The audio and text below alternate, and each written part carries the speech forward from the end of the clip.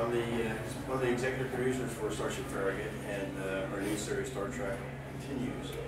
I'm the chief builder of all the Star Trek sets. What you see right now, these are photographs that were taken for the original warehouse that we had, which was 3,000 square feet. We built half the bridge, transporter room, corridor, and captain's quarters. And also had a shuttlecraft in there, along with Romulan bridge. Nice confined space. You can see we laid out, essentially, drew everything out on the concrete. We had the original Desilu plans and just started building. And everything just kind of, I've got a team of builders that came in on the weekends and ended up giving them the keys, and I made all the templates, and they just go ahead and have at it. In terms of construction, is there any aspect you guys are interested in, specifically? Just curious. Just general, yeah. Okay. Me, yeah. It's expensive. It's expensive. Donations alone, they're great, but it's only a fraction of what it takes to go ahead and put one of these things together. I know John and I, and probably Michael himself, have invested more than 10 grand a piece, just in construction, lumber, materials, the costumes, the material to go ahead and make those. It really does add up. Once you get the layout going, then it's all the detailed parts. And we know that if you ever try to buy a prop on eBay or some of the vendors they have out here, they're very expensive. It's always nice to have somebody who has that ability to go ahead and cast things up, mold them in rubber. So I can barter and basically say, look, I need 100, or not 100, but a dozen turbolift handles. Okay, and the guy only charges me what's going to cost for the resin. That's his way of helping us out to go ahead and make this thing, work. We've got the original transporter disc being cast up right now, and the cost of doing those is about $116 a piece, just for pouring the clear resin. That doesn't include the mold that it took to do it. I think, Mike, what'd you spend on that? About $400 or $500. Yeah. So it's a lot of cost involvement, but once you get key people in certain places that can help you, it takes shape. Here we are, we're laying out. This was originally all we were going to do was Spock Station, Uhura's, the turbolift, and the engineer station. That was all we were going to do. Some of my builders thought it would be nice, because I had taken a month hiatus from working on the sets. I live up in Maryland. They're down in Georgia where our sets are at. So they went ahead and they extended it to complete half, actually more than half of the bridge. And so I came back. Now, to me, that equates more money, but they were, the materials were there. They went ahead and they put their own money in. They finished off that. But now it's back to the detailed parts, all the control panels, all the graphics that go in there. Those are those graphics that you see on the bridge station, 20 bucks a pop. There's a lot of them. There's a lot of them. Right now, everything that you see in this warehouse has been torn down. It has been moved approximately 10 miles to another warehouse, just shy of 10,000 square feet. We are reconstructing the original Desilu soundstage from 1966. The rest of the bridge will be built, but they will still be on rollers so that we can pull those out, so we can do dolly shots, track shots. The corridor is partially built right now. We just finished a scene, I guess it was a few weeks ago. 2 weekends ago. 2 weekends ago. That will be moved. We're finishing up the transporter room, putting it back together, building the corridor out from that. Then we've got to build sick bay, briefing room, and captain's quarters by October of this year, because we go back into filming 2 more episodes. You guys have any questions at this point? How many episodes did you do a year? We started out originally doing 2. It became very cumbersome because we would build the sets and then tear them down. build the sets, tear them down, and it costs a lot to store them. We had borrowed, for a while we were using sets up in New York, and we had a barter system going with them. We would use their sets. We provided them with all the hero props, some of the costumes that they were using. What else? Going in on fabric runs and things like that, because it gets to be expensive. For a fabric run for one color, it's about $5 grand. Give you an idea. So yeah, we would put in 1,000 of that. Ours was a smaller operation, so we didn't need that much. But we also already had at that point a lot of stuff already done internally. We've got about 70 costumes on hand to go at any one time. All the chief actors that come in on any episode, those costumes that they have for them that are tailored for them, is theirs to keep. We do all the embroidery for all the braid, the insignias, everything. But we've learned to take everything inside and do it. It's cheaper that way. If you get somebody with the skill set to go ahead and do it, it pays off that way. Absolutely. Our embroiderer gives us a discount, and we do advertising for her. So that's kind of the trade-off there. So she did this too, so you can see the kind of work she does. Do you have one of her cards actually? I do not with me. You can go to starshipfarragut.com, and there's a big logo down the bottom. Kim It says Haas. KRH embroidery. Yep. Okay. Kim Haas. She does wonderful work. Yep. And she's in Indiana, I think Indiana, Yeah. Illinois, she's not right in that area. Okay. So our people are all over. Yeah, I feel you. We're based pretty much out of the Maryland, D.C., Virginia area.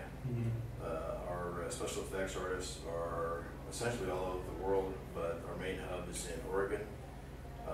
There's a lot of people that contribute to all the effects for this thing. But you were in Georgia at one time? Your sets were in That's, Georgia? they still are. Oh, they are. Our permanent sets. Well, it's a long story on how we got there. My wife used to go to school down in Georgia, and one of her friends just happened to be looking for her and found her father's obituary in the newspaper and on the internet, and found out Holly's current name and my wife, and then just kind of plug it into Google. You can search for anybody these days, and found that she was doing this Farragut stuff and did that. She happens to be in real estate, so my wife flew out to go visit and say hi and kind of see her old friends, and one thing led to another. She helped us to secure our first warehouse. The guy that owned the warehouse he's self-made construction, has his own construction company, Bill Gross, down in the Kingsland area, and so he made us a deal. All we ever paid for was the electricity and the water. He let us have the warehouse for free. Wow. We had it for almost 4 years. And it was around August of last year. Just before we were ready to film our Yeah. first episode in our new studio. Yeah, so August of last year, he said he just bought the surrounding property he's developing, he's going to sell it. So he needed to have us, try to find another place. So I was like, can we stay at least until November? And he said, absolutely. So come October, we filmed our first episode on it. November 1st, everything started coming down. So I went down and negotiated another warehouse. We had 2 investors that came in and wanted to go ahead and take part in this. And they didn't even blink an eye. They came in, both dropped $9 grand a piece. I negotiated a 10,000 square foot warehouse, $1,500 a month. The guy's putting bathrooms in for us. He's put the electricity in for us already. So nice guy. So we're taking care of him, and he's helping us out. So it's become a little tourist spot. Anybody who's done that area, whoever wants to go see any of the sets, if you're in the area, let me know. I'll have my guys meet you there. They'll give you a tour. They love showing it off. But you can see, it takes a bit. We made templates for everything, so it's a repeatable process. We can go ahead and give anybody the templates, and they can create the exact same thing we did. It's that easy. Just time and money. Yeah, it is. Yeah. It is, and that's about it. I know myself. I put in over 20 grand. it certainly takes a toll. My wife says it's okay, so as long as she's happy, I'm happy. It's interesting watching it come together there, isn't there? Mm-hmm. Now, the new warehouse, where you're doing the Desilu studio, you have that permanently then? You'll be able to keep keep permanent sets up there and then build whatever you need extra? Correct. You've been filming in 2 different places then, Georgia and... No, all our filming for all of our set stuff is going to be done in Georgia. Oh, so that's where the new warehouse is? That's where the old warehouse was there also. It's just 10 10 miles miles down away. the road. Oh. Yeah. It was actually the next town over, and we did some great work down there. Matter of fact, I'll go ahead and I'll play it. You can see there's all the master templates. Oh. You know, but I'll show a little scene of the new episode that we're doing. Show off the Romulan bridge and so forth. But everything, it was nice. It was you sit there, you see it like this every day, it doesn't mean anything. You know, you paint it, slap some paint on it, control panels, still doesn't mean anything. When you see it on camera for the first time and it's all lit up, holy crap!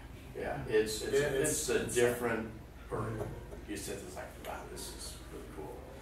So I mean, eventually, the plan is once we get all these sets up, all the construction is done, all the electronics are in, everything lights up the way it's supposed to.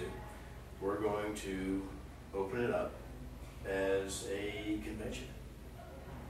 And we'll have people come in, we'll have cocktail parties on the bridge. We'll have guests come in. Yeah. It should be in 2013 sometimes.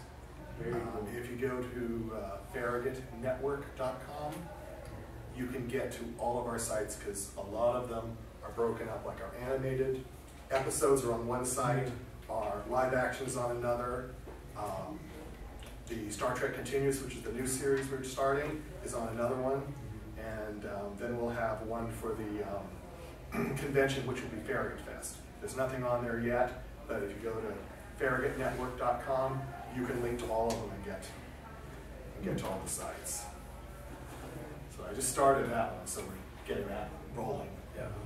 And then all of them will have links on them eventually, so that's the one to start with.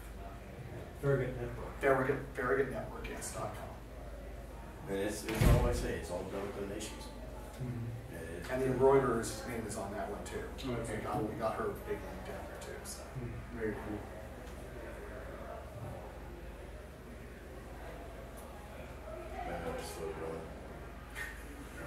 Yeah, everything, I mean, once we got it to where you had a solid color on instead of wood, I mean, it really starts to take shape. And time grows near, and you're like, geez, I got to buy control panels, I got to find a source for those. The guy that did this for me drew them out and sent them off to a laser cutter, black plexi, and had those delivered. He does all my graphics for me.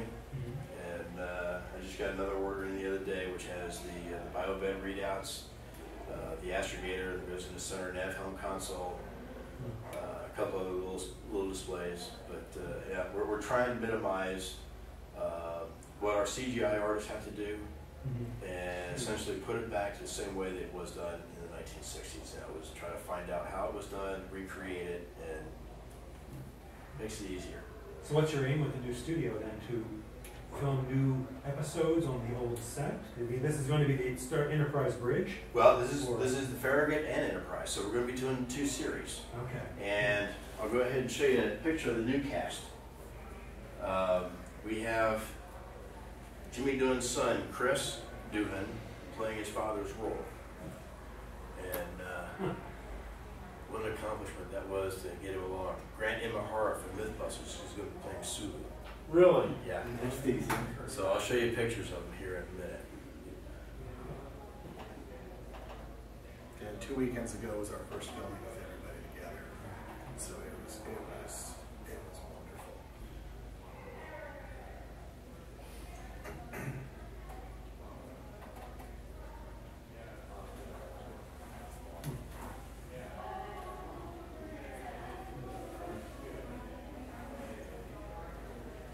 And you can see Chris Doohan looks a little like his father, sounds like him. Yeah. He did Thalen also on the animated episodes for us. Grant Imahara, we had Vic Mignogna, voice actor, Full Metal Alchemist, Todd Habercorn, another anime voice actor, and Chuck Huber, another anime voice actor. Kim Stinger used to work for Phase 2 as Uhura. She jumped ship, came over to us. Okay? And then we got Wyatt Leonard, who just turned 18. Will turn 18. Next Friday. Next Friday. He'll be doing a convention with me next weekend after his 18th birthday party. So his father was, his father came down to, babysit him, I guess it was. That was pretty good. That was fun. There's a lot of effort going into getting these guys their next episode, and that's coming soon. I'll show you this guy here. How many watched the new episode of Battlestar Galactica, the new series stuff? Caprica, all that kind of stuff. Okay. Jack Marshall, this guy here, and Doug Drexler. You heard that name? Okay. Doug Drexler and Jack Marshall ran the video effects houses for Battlestar Galactica. This is Jack Marshall. He's joined us. He's our line producer. Let's see if I can get a good shot of.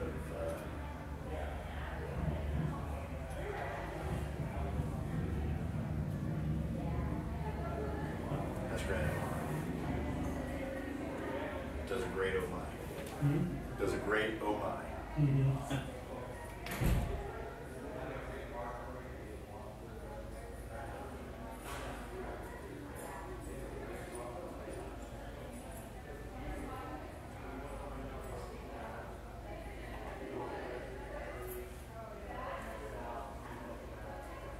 Farragut is rendezvousing with USS Enterprise to transfer.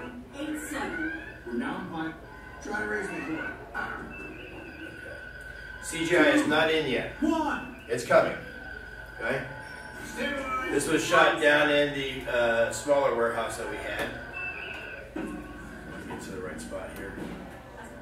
We're venting that to bypass them. And only A few seconds to fire. They still have the time to run. Lieutenant, over subspace communication. Okay. Aye, sir. Gets to the Romulan bridge. First time since Balance of Terror. We ship the ship. Yes, ma'am.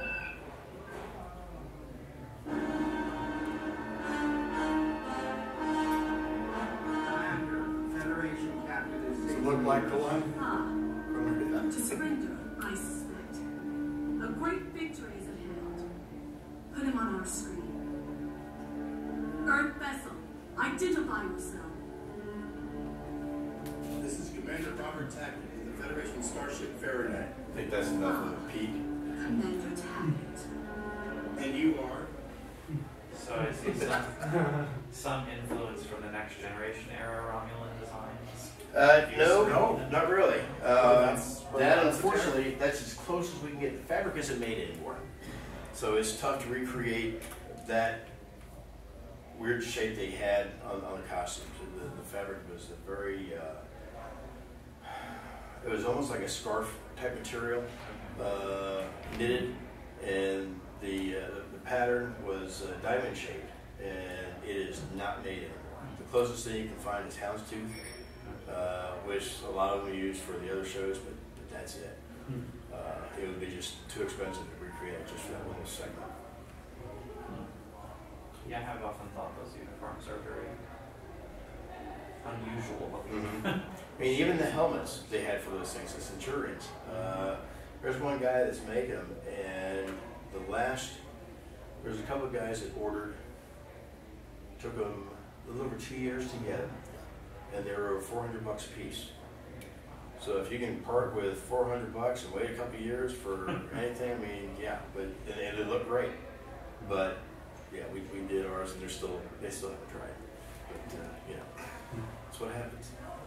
But yeah, that's the bridge as it was 2 weeks ago, in the warehouse. But it's fun. Looks great. Yeah, I still have a lot of work to do though, and we'll get it ready. And we'll have we've had 2 open house already. We'll have another one when we're finally done, and then we'll start getting real serious with the convention and really showcasing it. So.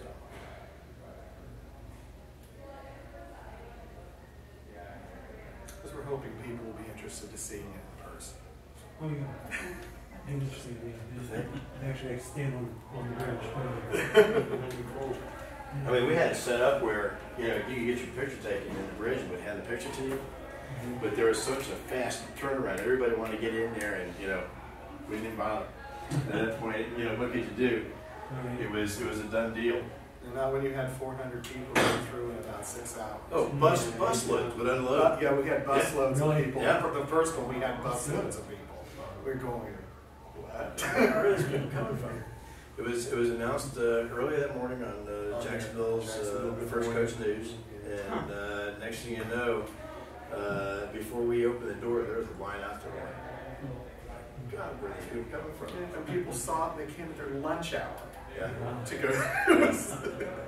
And when they got there, they stayed the They entire stayed? time. There was nobody was leaving, you know. And we didn't have much at that time. We had We had nothing. we didn't have the bridge screens in. We didn't have the bridge. Yeah, We just We had had the chair. captain's chair and the console. yeah. And That was the first part one. of the transporter room walls. That was the first one. The Yeah. captain's quarters was done, and the The shuttle was showcraft done. was up. And that was it. And we had, and they didn't want to leave. That's what it is. Yeah, the second one, the bridge was almost completed. And then the captain's chair and then the rest of the stuff we'd had before.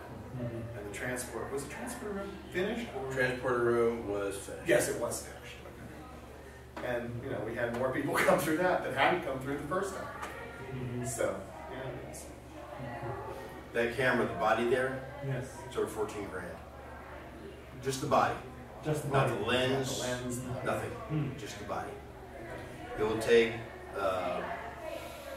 very high quality pictures in camera. It's that sensitive. I mean, when the cameras that people were taking pictures with lit it up more than that thing needed. That's how bright it was. So when you talk about going back to filming in the original style, did you have to buy specific cameras for that? No. We're doing it using the same kind of lenses as far as 55 or 50 millimeter, 35, you know, whatever, to get that same shot. And they will sit there, and there's a great app. The hell's the name of it? There's an app you can get on your phone that will change its lens. It has a set of lines for whatever kind of lens you want to choose. So you just look at it and you can see how you want to frame it. And based upon that framing, you pick the lens you want. And so you'll see Matt Busey, the director of photography, he's just always going like this, you know, just trying to recreate how it actually looked. The same angle, the same kind of lighting, the track movements, the dolly movements. In the very first scene where it opens up for Price of Anything, there's a long dolly track coming from the front over to the side, and you'll see everybody's moving, and yeah. But you know, we had the same kind of pitfalls they did. You know, we ended up with the same kind of blooper mistakes where people run into the doors and the doors are, you know, it happens. But the materials are still there, which is nice. It's just knowing what it's called and how to look for it. You know, that moire paper on the back of the transporter room. Lenticular moire is what it's called. And it's like $4.95 a linear foot. It's expensive when you're doing a transporter room. It's the same thing they put around drums. Yeah. You ever seen that? Yeah. And it comes in different colors, and it's opacity. You can go ahead and get in different grades, so you can light from behind or just have it just be there. These are all continuity shots. Anything that wasn't filmed out on the bridge down in Georgia was filmed in Calico, California, 2 hours outside Burbank. It's the only place you're going to get that kind of, you know, that rock formation and being an alien planet and all that kind of stuff. Georgia just doesn't have it.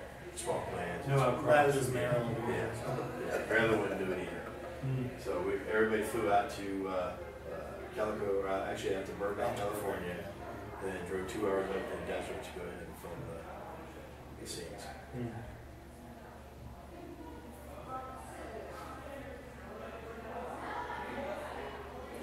questions? Nothing I think of the moment. Just cool watching the pictures. Yeah, it is. And watching the things come together. That's Dan. See if I can describe some of this stuff. Everybody is right now, filming on the bridge was the last thing we did, so everybody is cleaning up all the dust that settles on the black plastic and the black paint. Shows up well on camera, you know. So it's meter cleaning time. Last minute painting. Somebody painted the wrong color. It's like, that doesn't match the other one. So we go back and repaint it. All the graphics, like I say, add those up. $20 a piece. Yeah, sure. You know. Jack Marshall and Vic Mignogna. Vic Mignogna was the director.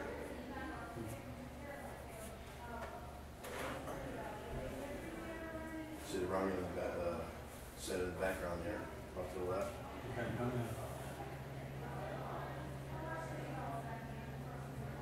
Green screen, little green done.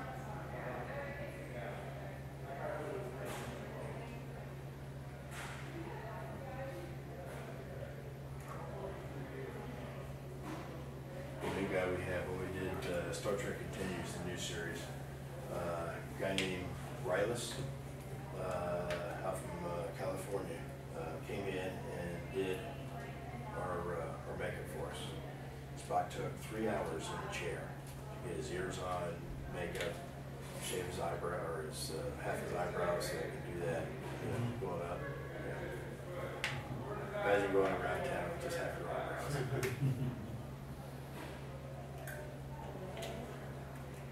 So let's skip ahead on some of these.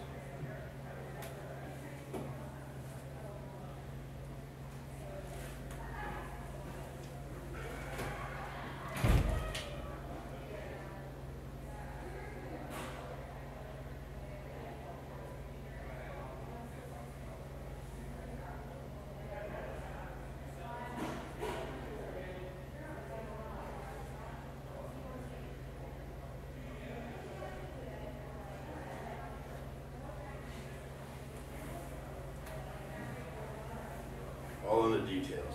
We have 12 of those chairs.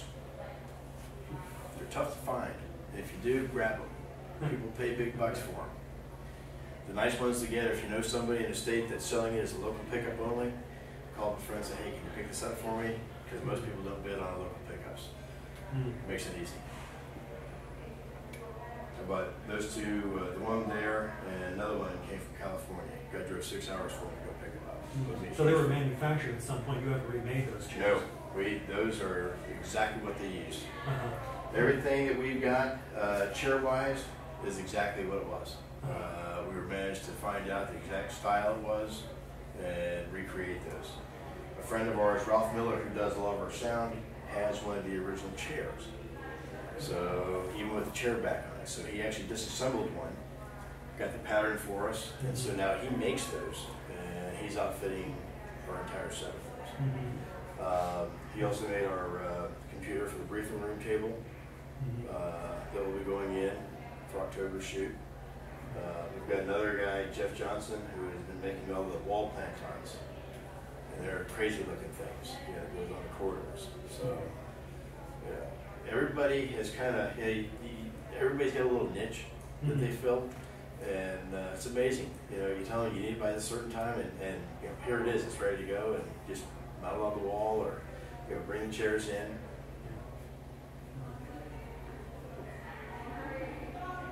It's gonna be a grab bag when all this ends. Chair's mine, by the way. That goes back with me. So you think? That goes back with me.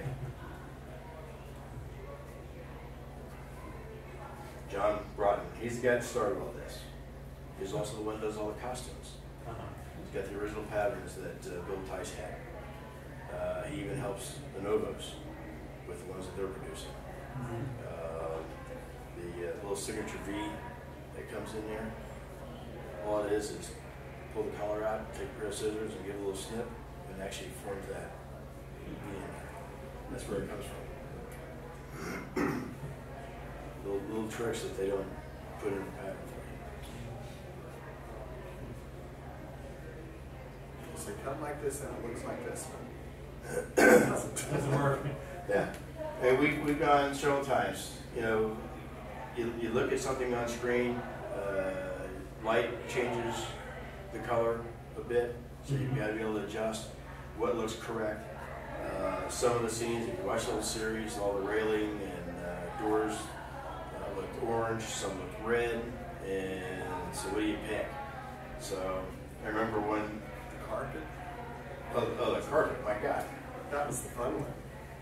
You should tell them how we actually found out what the color was. So anyway, if you look at the color of the carpet, the upper deck and the lower deck look like they're two different colors. The upper deck looks gray, lower deck looks almost like a tan color. And I remember hitting a forum one time where they were debating the color. And I thought, well, this is an interesting conversation. So look at the color. What color does that carpet look? Kind of reddish tan on the bottom back. Mm-hmm. Almost the same. There's a little tan right here, and it's a little tan, you know? There's a little grayish over the left. It looks like it. And believe it or not, it's gray. So it's the lighting. The lighting changes what the color is. And so after having convinced myself that the carpet was gray from all the other up-close photographs, if you remember some of the episodes where they, the bodies turned all the crystal and they looked down the carpet was gray. Okay? So based on that, I said, we're using gray. So Vic Mignogna, when he came into the fold with us and we started producing his, he had the same question. He says, Mike, I've seen some photographs where it looks like it's tan. And so I said, look, you get me definitive proof it was tan, I'll use tan. So one day he's over at Jack Marshall's house, and guess who pops over? Michelle Nichols. Okay? The original Uhura. What color was the carpet? It was gray. Just very matter of factly, yeah. So it's gray. But that's what it looks like when it's lit. And it comes up, and you go back and you look at the original footage, and you'll see, yeah, it does. It looks tan in some areas.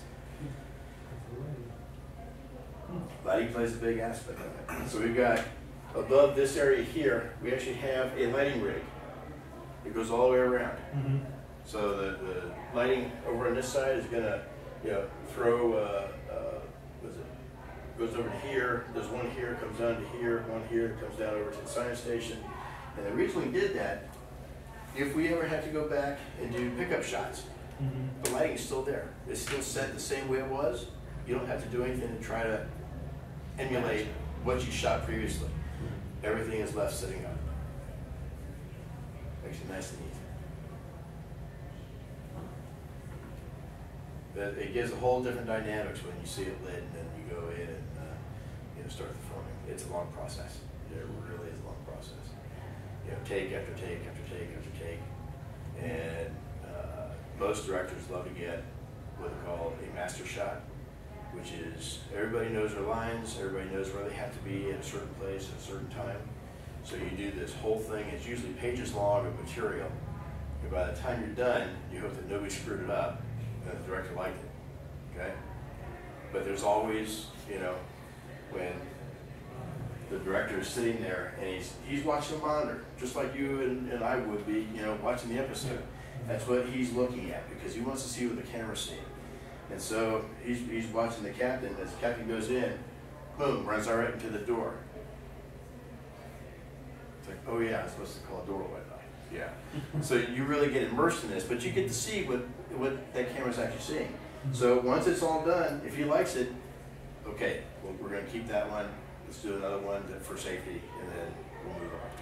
But usually, you get maybe one good master out of each take that you're going to do. Because somebody is always going to change a line, which changes an inflection on something, and you gotta start from scratch again, take from the top. Do they stick to the scripts fairly closely? Is that required, or is there some give and play with it? Do you think? Well, it's a sore subject because if you ever have a writer on set, yeah, they love to have their spoken words out that they've put on paper, and if you don't do it exact, they'll stop it. And this is how you say it, or this is what you're supposed to say. So we've gotten to the point where, sorry, if you wrote the script, you're not coming. You know, stay away. You know, if you're married to the script that much, you know, there are certain things that, one of the lines that I had in one of the scripts was, an Altair water for the lovely young lady. Now, try to say that. Go ahead. An Altair water for the lovely young lady. Yes. And it does. You really have to go ahead and work at that and try to say it. So I was like, this is stupid. I mean, this is the most ridiculous line because it just doesn't flow as well. You know, there's other ways to say it. So if you can find another way to say it, that's fine. But unfortunately, the guy that was directing this particular episode was also the one who wrote the line. So you got to say it. Well, as it turns out, that got completely cut from the final production anyway. But it's tough to say certain things for certain people. If you can find another way to say it, that works as well also. The last director that we just had for The Price of Anything, which will be out in September, he was very lenient. He was not, he says, look, you find a way, another way to say the same thing, do it. He encouraged it because it goes more with the character that you created and you can do it the way you want. But it's all on the, you know. I do the construction and I do the props. Those are my areas of expertise. And you know, going back to the original plans, it's nice to have those. You can see the layout. Have you guys seen those at all? A few. Yeah, they're pretty detailed. I saw one set guy up in New York has, and it's literally drawn out. It shows you every panel by foot. You know, it's marked 8 foot, 4 foot. You know, it's amazing all the detail. It's still out there. It's available to go ahead and create this stuff. But we have a blast. We do. And how often do you think you'll have or will have to recreate something for which you don't have any existing plans? Everything that was in the original TOS universe, we've created already. It's already done. Down to the working scanners. There's a guy out there, his name is Dennis Steins, who is just phenomenal in making props. Our communicators, he went out to California, managed to, he knows the guy that has the original Alpha communicator that was used on screen. It's the actual hero version. And the guy says, look, as long as you don't screw it up, you can go ahead and you know, do what you need to do. So they casted it up. And they made actual fittings for it. If you look at the original and the other one side by side, matter of fact, I had sold one to Vic. He took it out to Greg Jean out in California, and one of his guys looked at it and said the only thing that's wrong is the hair cell engraving on the actual body of the communicator, because they don't make that material anymore. It's called Kydex, and Kydex was printed on a big drum that had the texture on the outside surface, and it was, you know, it was very common back in the day. They would do so much of a run of something, and then they would reuse that same drum. They would just ground it and put a new pattern on it and do it again. Well, there is material that's like it, but it is not exact, and so that's the only thing that they've not been able to duplicate yet. But they're the same size, everything, all because we were able to go ahead and get casting out. So tricorders, phasers, communicators, everything is either highly detailed heroes, or the phaser 2s, we've actually dummied those down to where they're vacuum form, so when you put them on the side of your pants with Velcro, they don't pull your pants down, you can run with them, and God forbid you ever get in a fight scene, you put one of those on, you land on it, you're not going to break your hip. You know, plain and simple, it's there to be destroyed. That's what it's there for. But yeah. They look great on camera, even high def. Nobody's ever been able to tell the difference whether we're using a Diamond Select or one of our heroes or one of the vacuum forms. You can't tell.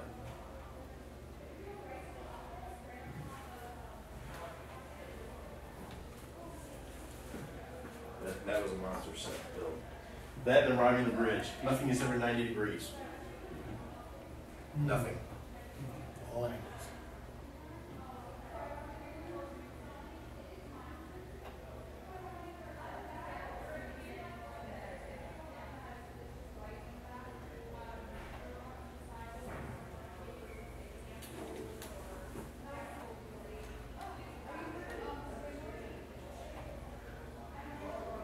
There's the shuttlecraft. It cost me wood floors. Yes, My wife let me build that. We had a flood in the downstairs bathroom, and so we yanked out most of the carpet. And I told her, I said, well, I got to build this for our next episode. I don't have time to go ahead and do anything about the carpet and floors yet. So she says, well, I'll tell you what, you build that, you can have space in the living room to do that.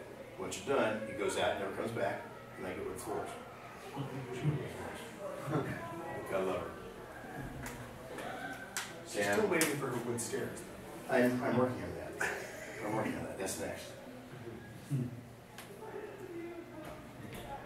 But everything is painstakingly researched. Now, the funny thing was, I thought at the time, on our first open house, it was a close race of how many people took their picture in the shuttlecraft with all the lights working, or the captain's chair. It was crazy in that shuttlecraft. Flip a switch on a shuttlecraft, something comes happens. on. Something goes on. It's all wired up. So it's, you know, It was fun. having had the time to go ahead and do it, I did it. I did it correctly. And you throw a switch, light comes on, or you know, you hit one of the panels down below, the big radar dish up top, it comes on. Yeah. Everything lights up. Matter of fact, there's that camera again. I don't know if I have it here or not. Let me see.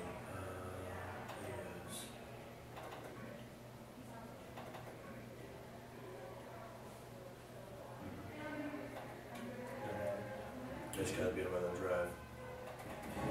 Let's see some of the CGI we're working on. This is the new stuff. It'll be from the Newport new series opener. It's not high def yet. It will be. We haven't finished the music yet either. Yeah, music's still being scored.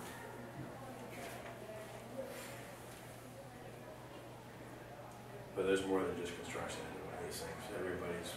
We've broken it down like a business. Everybody has their own departments, and they address those issues for those departments.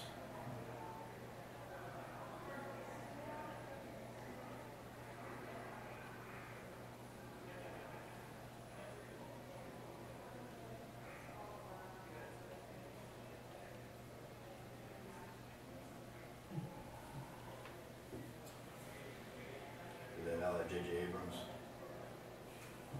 I see lots of lemons players. Yeah. They love them. I can do without them. So they love them.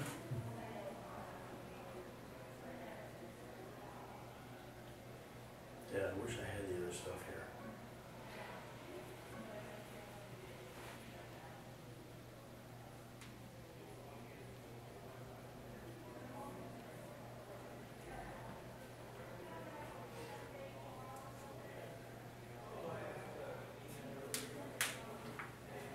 Transporter console, built that in my parents' garage.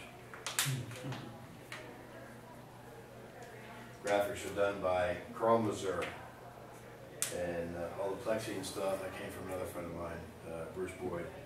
But like I say, everybody that can do a certain area, they just pitch in, and just knowing who to go to that has all the right stuff.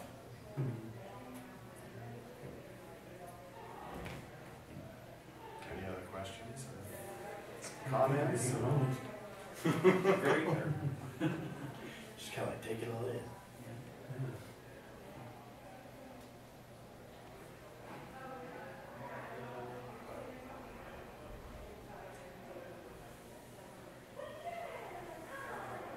I said, how many episodes do you film a year? I didn't ask. Oh, we started off originally doing 2. Just We thought that would be a good goal to try to reach. And if we didn't push ourselves, we'd never get it done. For a while, we had partnered with the folks up in New York, and when that became more of a disadvantage to us, because when we would go there, the sets were never ready. We would have to spend time to get those things brought up to our spec and cleaned up and repainted in certain areas, because they love to use the pyrotechnics, and it would just burn the crap out of some of the stuff. So taking time to fix all that kind of stuff up so you could do your filming, it took a lot of time out of what we could actually get accomplishing. If we had to do retakes, we were there till wee hours in the morning trying to get all this done. So yeah, so being able to go ahead and have our own set gave us the ability to go ahead and kind of control our own environment. And so that's why we moved to doing our own stuff. But when we went to build our own sets, we realized that there's no way we were going to be able to produce 2 episodes per year. So what we did, the idea came up to do animated, because all you can do is your voice, so during that time that we did the construction stuff, we did 2 animated episodes and a comic book. And now that we've got our sets going back up, we've shot one in October, finished the outdoor scenes in December, right? That will be out in September. In October, we go back to filming again, because we've got the rest of the sets we've got to get done now. So we're about 1 a year now. And so we're going to, and if you count Star Trek Continues, it'll be 2 a year, but just to be a different crew. And then we're filming the short in November. Yep. So there'll be 3 filmed this year. A short for 10, 15-minute episode. And that's going to be titled... A little vignette, Night Shift. Night Shift. It's What happens at night? What happens at night when the main crew is asleep. So. Can you tell he's having fun? No. This was actually going to be his last episode. He was never really hot on his acting. He got a lot of people that tell him that he couldn't act and blah, blah, blah. And it wasn't so much John as it was that he didn't have the right director to tell him what he needed to do. So he sat down with Vic and really worked with him to get the performance. And after we saw what was captured on film, we told him, I said, dude, it was fantastic.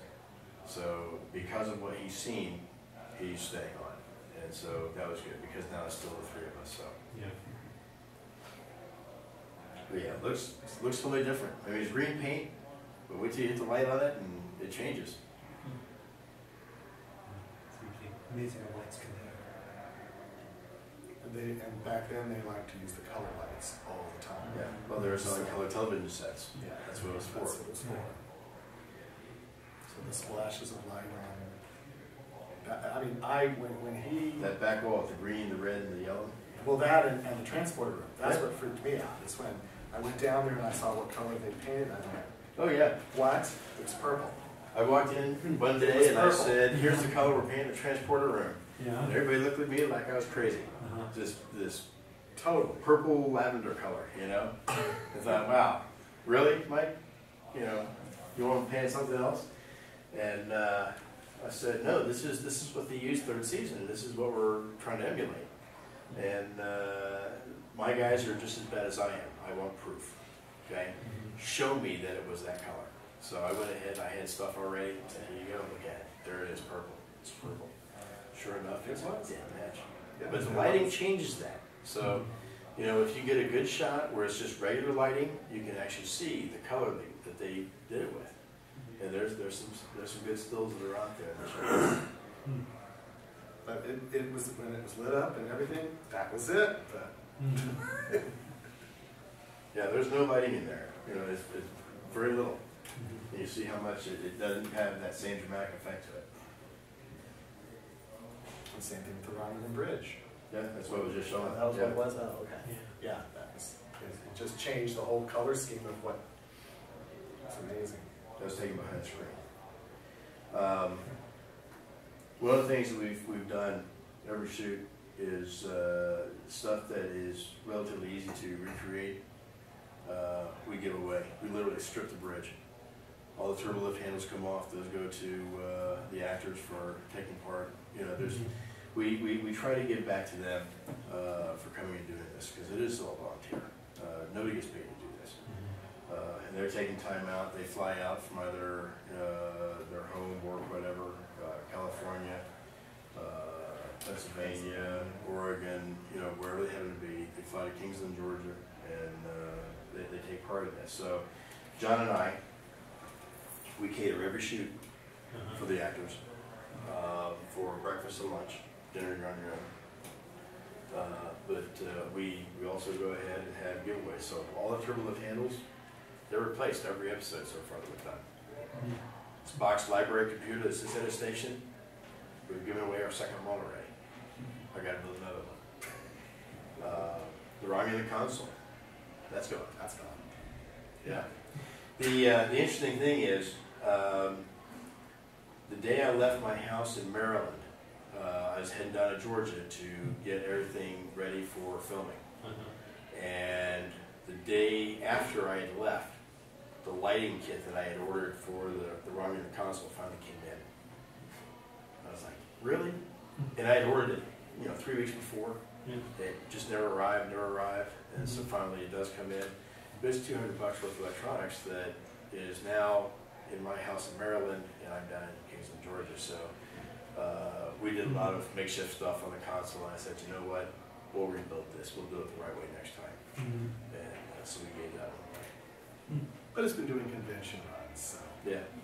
it's been to three conventions, and it's going to another one in 2 more weeks.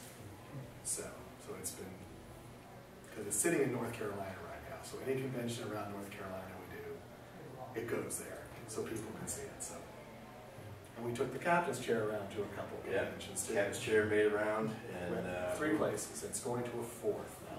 It'll go to us. This is the last time, and this time it's actually cordoned off so you can't sit in it. There are folks that sat in the chair, quite frankly, that should never have sat down in the chair, and they split it. So I had to bring it back to the warehouse and have my guys go ahead and piece it back together. So that was the last time. Michael Struck on the left, he does all of our video effects. That's Frank Hernandez. There's a lot of great location shots.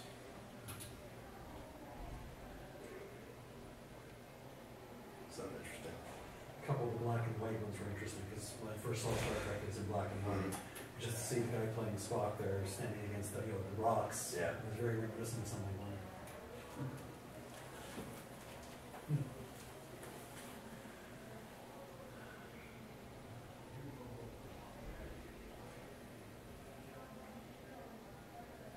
It's amazing what you do.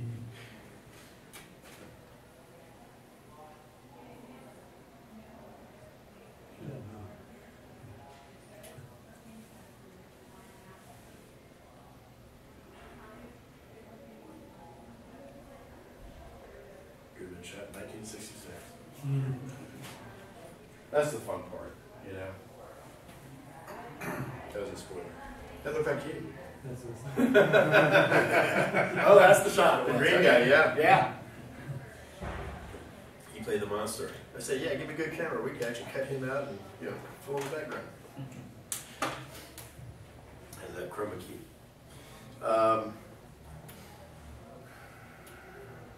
Construction-wise, I think the only set that we will not be able to fully complete will be the engineering section. We're going to complete some of it, but because it's just so massive and multi-level in space, because we're trying to build a place for me to stay there also, and that's going to be right where engineering would go. So it's cheaper for me to have a place down there. We've got arrangements with the local hotels down there. One of them, Dave's Inn. You mentioned with the Euro Farragut, everybody that comes down there, they get a discount rate to you, $39. You're done, you know. And they've been great about it. We've had other ones come in and ask, Want to? yeah, want to be our chosen hotel, and they won't come down that low. I said, well, you know, you're lost, because when we bring in the whole crew, there's at least 30 people, you know, just for shooting our stuff, and we fill the hotel up. Got the shuttlecraft on the outside. There's shuttlecraft again, sitting on the bridge. See that? Yeah, it was. It's everything that we had built is modular. We did it in such a way that, because we knew that it, God forbid, we lose the warehouse, Which we did. and we did. We planned from the beginning, and that was that everything that we build is going to come apart in such a way that it will literally be sections, pieces. The roof piece that has the lights on it, that comes down in sections. The actual display area, that comes down in sections. And the consoles, those break apart in sections. The deck, you know, 2 of those make a full station. Those break apart in separate pieces. You can take those and, you know, everything moved rather well. They came down very fast. They did. But we made our deadline. We got out by the 15th of November from the other warehouse. Moved into the new warehouse. It wasn't ready. You know, the owner's been good to us, and finally managed to get everything out by February, March timeframe. And so we just went to town reconstructing and building everything back up. And you know. What is the plant-like working thing there? That is the part of the storyline for this one. Oh, okay. And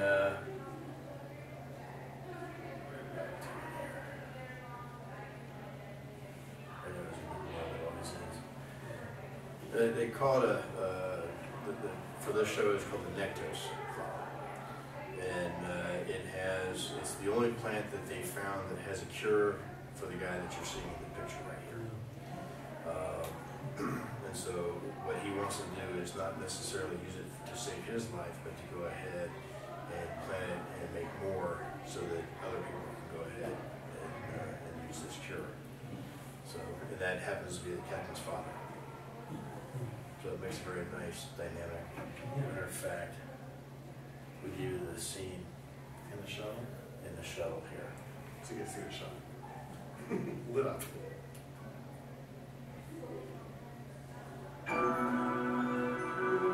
Captain's log. First, I'll show you the dolly shot coming in right after this. Okay. Farragut is rendezvousing with the USS Enterprise to transfer cargo and passengers for an assignment to the Like the original series?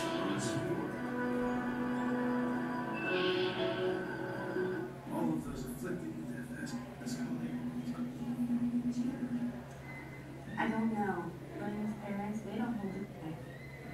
You can only keep it. Okay, here we go. I scan. Problem 6.4 hours. Okay. 40 servers work. I know it's coming. I can't wait for this to happen. Can you tell? Unusual energy surge. First time I thought it was nothing. More than once? What kind of energy? Hard to discern. Never lasted long enough to fully scan. It could just be an anomaly in the sector. Put sensors on automatic.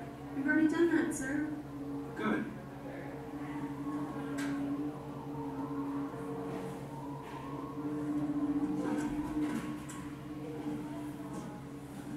Not very attractive, is it? In this case, son, it really is in the eye of the beholder. We're giving this planet a second chance at life.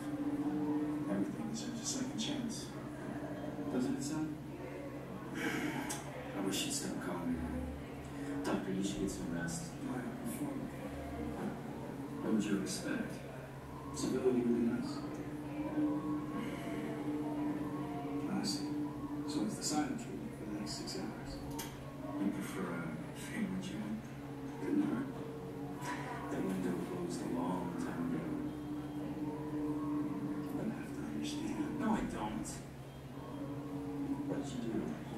for the lighting, the modeling. Yeah. Takes a long time.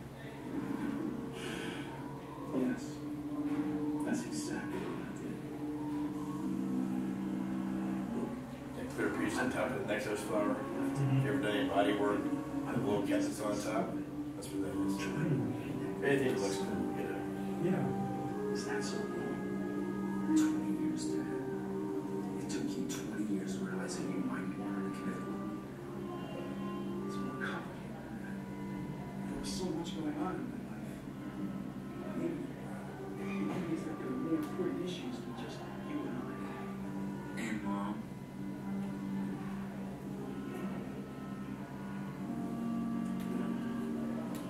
Maybe I'll take the advice captain. Try to get a little shine.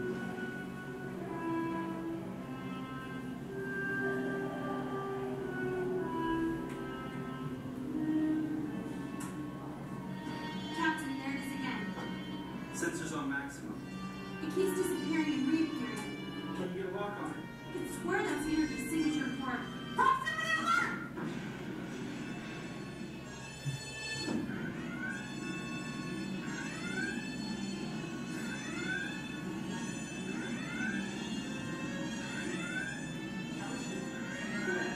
No, please. Kill the Richard. Did we hit something? Something hit us. Was it obvious? Was it deliberate? Dad, I don't know. Shut up. We didn't come to the gravitational pull of that red giant. What can I do? Take the controls for a minute. I'm gonna try to figure out how this works. There. I'm not sure how much more I can put this thing together. Will that work? We're gonna find out. Prepare for emergency landing. Brace for impact.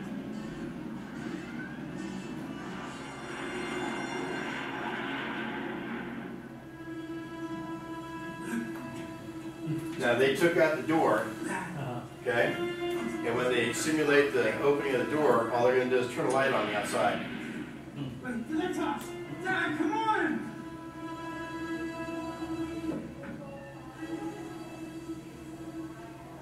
And then it explodes.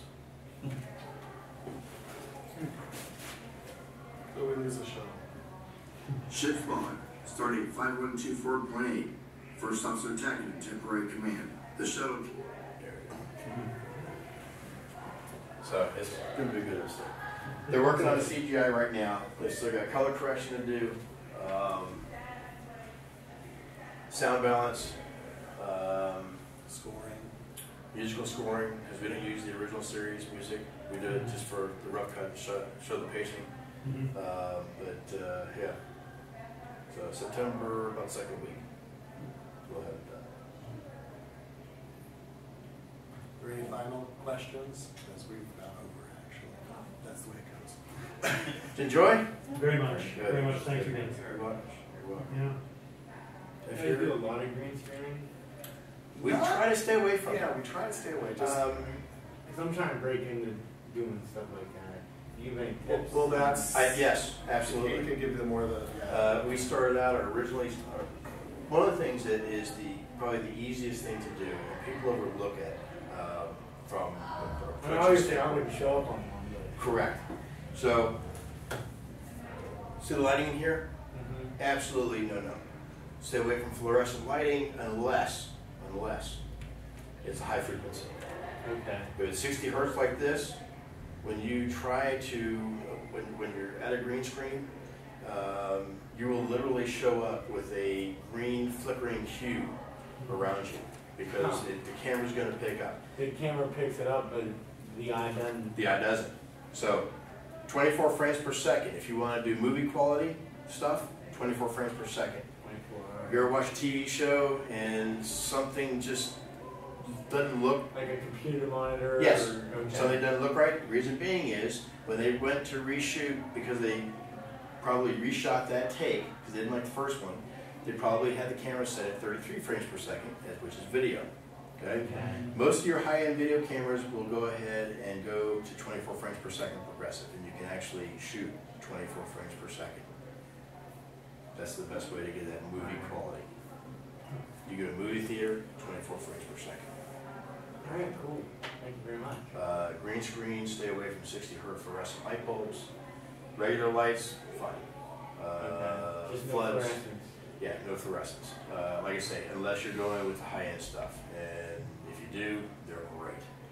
They won't be in it if you're doing it in a building. They won't have the high quality. They just have the 60. I'm just kind of breaking into it now. Mm-hmm.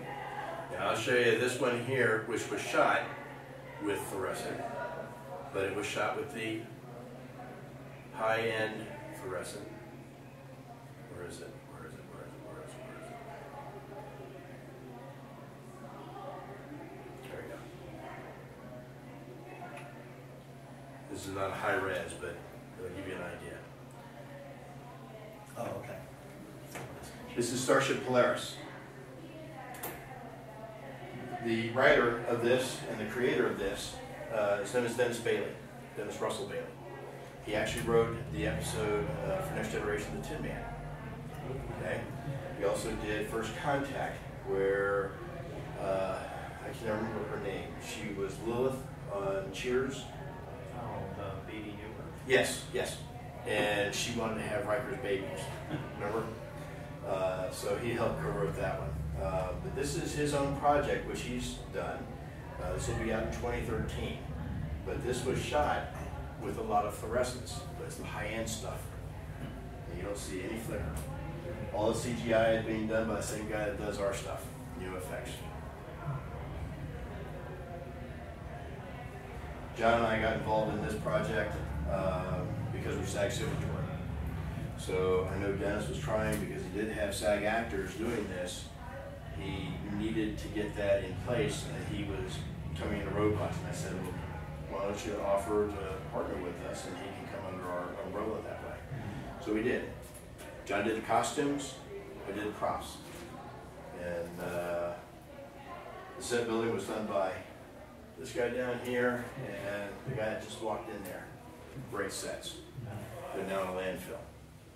As soon as the filming was done, because it costs money to store these sets, and if you don't have the space, what are you going to do? So as soon as they got done shooting and they had all the masters done, tore it apart, hacked all the pieces, and loaded into a U-Haul truck, drove down to the county dump. That's a beautiful set. The only thing that survived is that table you see in the front. And that's literally a patio table, a metal patio table that was redressed. Kind of reminds you of Forbidden Planet, doesn't it? That's what it reminds me of, Forbidden Planet. J.J. Abrams.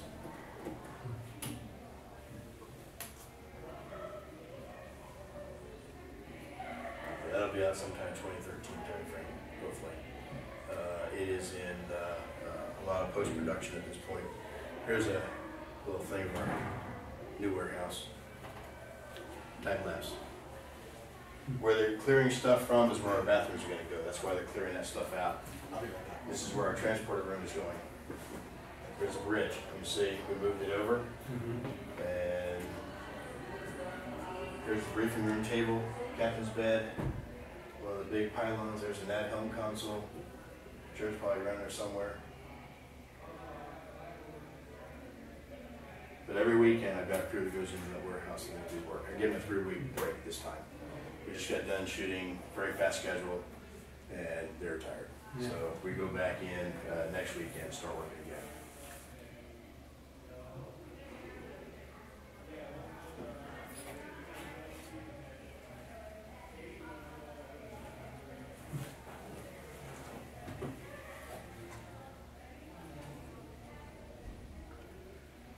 I give one last peek.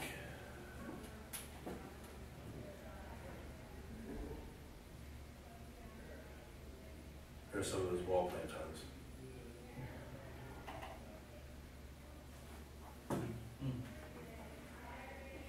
Get some good photos, try to recreate it. That's how it's done.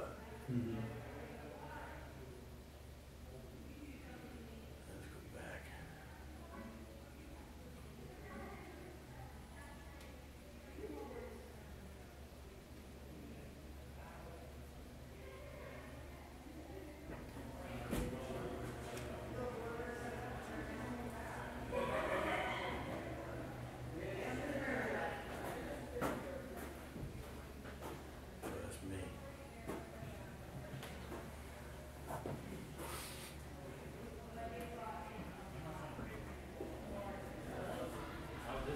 with Scotty. That door behind him leads to engineering. Door on the right-hand side, that's the brig. That's the way the set was laid out back in the 60s.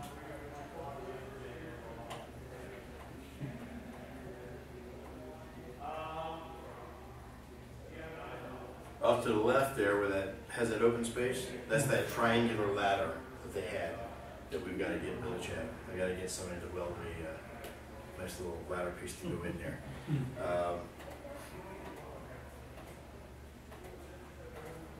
Yeah, see, no lights on the bridge. All the principals are out. Doesn't look as good, does it?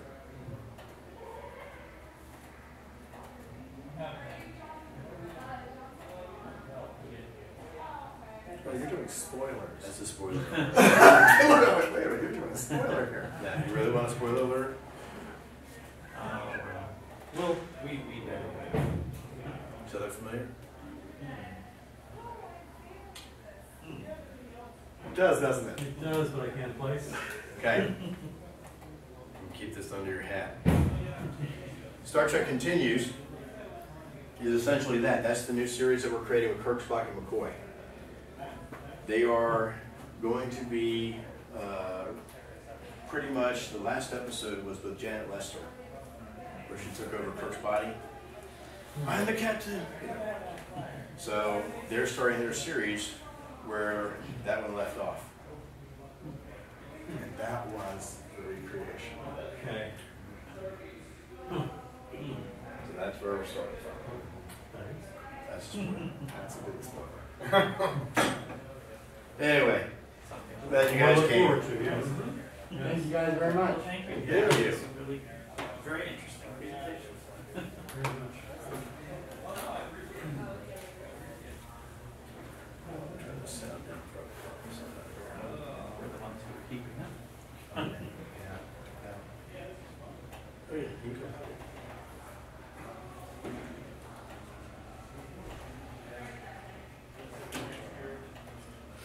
This is the cortex here.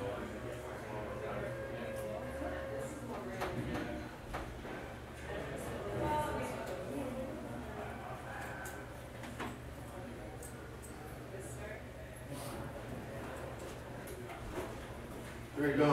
Yeah. Unless they're taking in another $100. Yeah, I want to go to bed.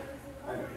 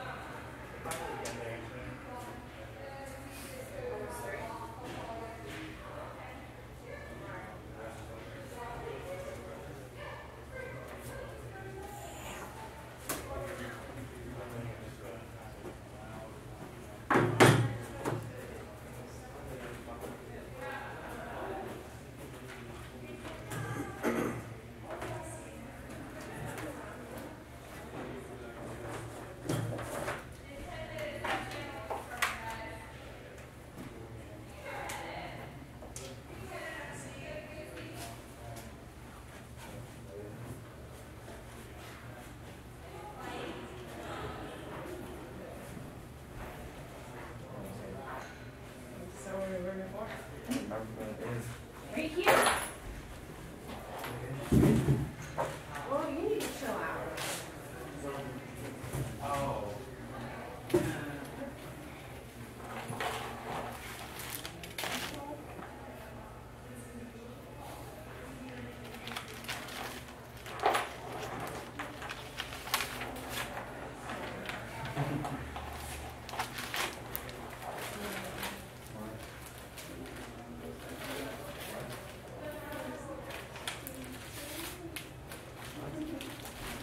If I can say more.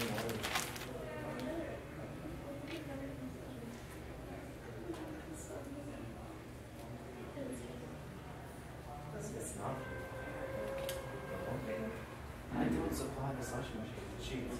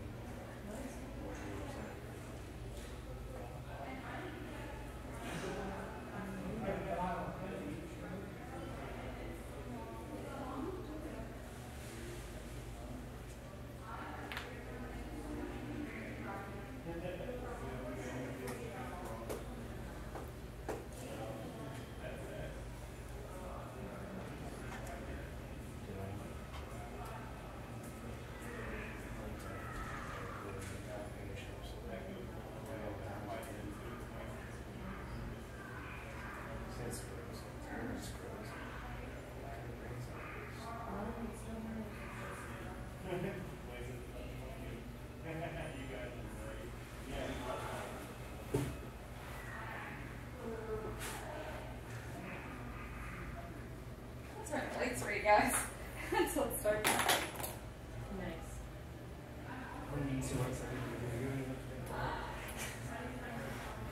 You got it.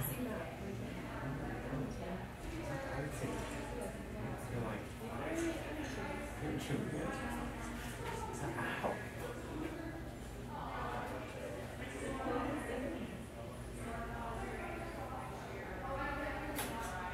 You deserve that all the time.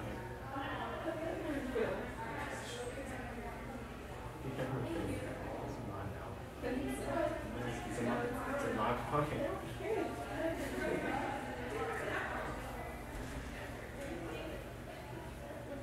Fix my body. I'm crippled now. I have one life with therapy.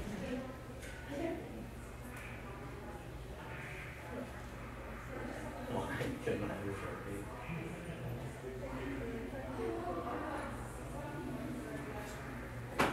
Ow. You're so rude. The same spot.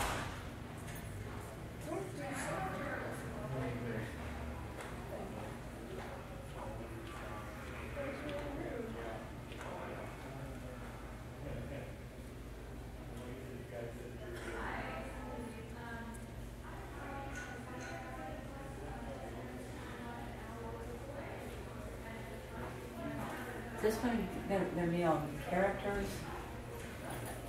But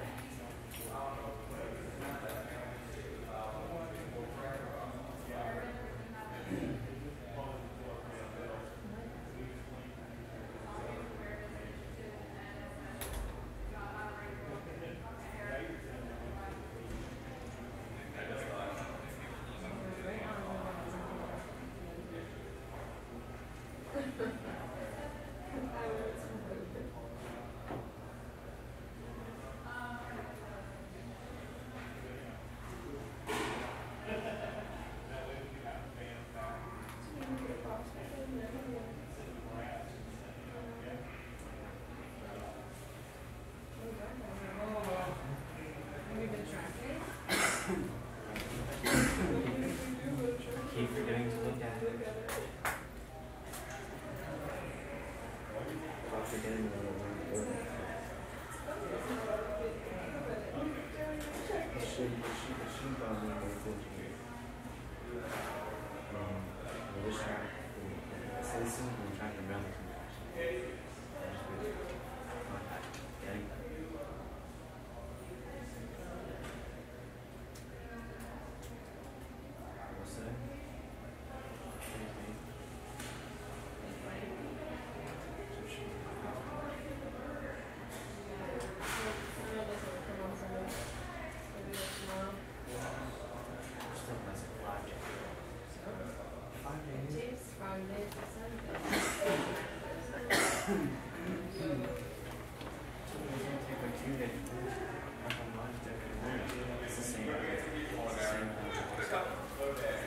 some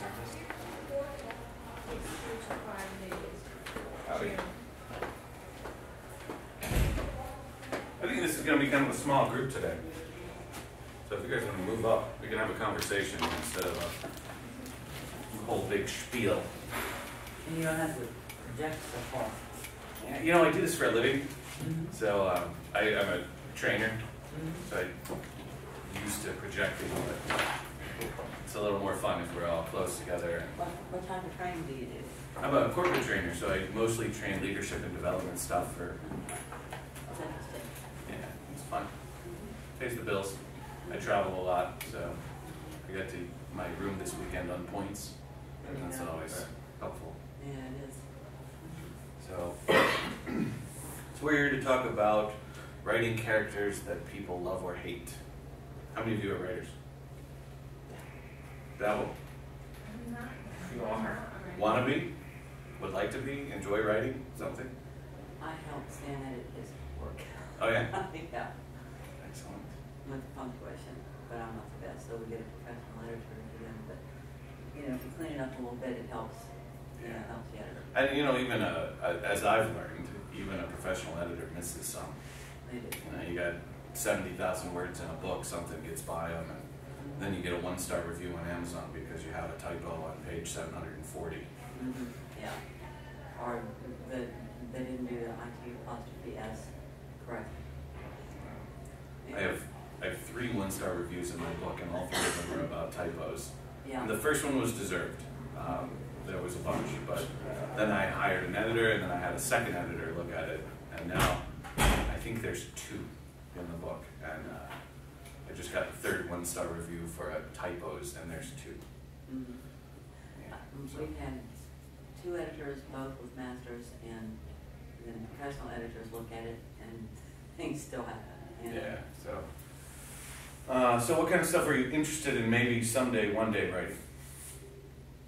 Anything? No? Sci-fi, fantasy. Sci-fi? Like what? You have a topic or a... I've been working on a superhero for the last 4 years. Oh, cool. What kind of superhero? He comes from the Egyptian base. He's a combination of Superman, Batman, and such. He's from a planet that is they are the fathers of the Egyptian race. Cool. And he's allowed to come to Earth because biologically there's a universal law that you can live on a planet if your parents were born from those planets. So his planet died, so he comes here because his father is from here. Very cool. How you guys? I know you're a little bit late, but that's cool. There's no time. So, either of you interested in writing, or? I am. Yeah. What kind of stuff? Fantasy, sci-fi stuff. Yeah. I've sort of been working on a zombie novel. Very cool. Very cool. I'm a big fan of zombie novels. I have 5. I'm in the middle of the 6th, so I'm pretty excited about that. One of the hardest things for me when I started writing was how to make characters that are believable, and then how to make, like, my very first bad guy was an army colonel, and every time I would write something bad that he did, and he was like the bad guy of the book, and every time I would write something bad that he did, I would also write some motivation for it that made it not so bad. Maybe that's just me. I don't know. I like to see the best in people. I don't like to write really terrible people, but the problem was nobody disliked the guy. So when he died in a very horrible, gruesome way, everybody was like, oh, well, he wasn't that bad. So I really worked on how to make people hate this guy. And one of the things that was hard for me to learn was to let bad guys be bad. Well, it seems sort of elementary, but bad guys do bad things. And in fantasy books or sci-fi books or whatever, they do fantastically bad things. When you spend a lot of time writing characters, have you done any actual writing, or is it all still? I've done some actual. So, how about you? I know you don't want to talk. You can just nod. When you've spent so much time thinking about these people, you don't want to really make them bad. At least that's what happens to me. So, for instance, in your superhero book, do you have a bad guy? I have several. Several? Can you tell me a little bit about one of them? Earth is technically a protected planet, but because it's protected, they can't physically, the universal government can't send anyone down here because it's a protected world. So technically, our planet is somewhat of a haven for criminals. They have them, allowing them to escape the law. So he deals with criminals from multiple worlds, and he has to send them back he has to capture them and send them back to the government to be put to trial. Very cool. And what makes them the bad guys? Some of them, they're political leaders that were overthrown. Some are just criminals that have been stealing, that have murdered, but some of them once they get here, they try to lead a good life. So he sometimes have a moral conflict. They broke the law. I have to send them back, but they've been living such a good life here. What should I do? Makes it hard to make them bad. That's exactly what happens to me. I have bad guys, but I want to